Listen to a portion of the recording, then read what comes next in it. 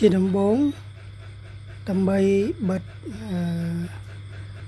បាយ data ដើម្បីកុំឲ្យវា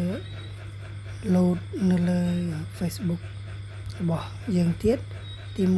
1បងប្អូនត្រូវចូលពាក្យថា text only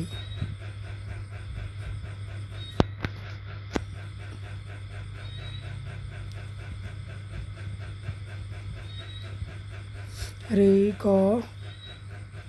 ចុចទៅលើ by data ហើយចូលពាក្យថា setting នៅពេលដែលចូលពាក្យ setting ហើយបងប្អូនត្រូវចូលពាក្យ turn off Facebook mode អញ្ចឹងបងប្អូនត្រូវចុចពាក្យថា turn off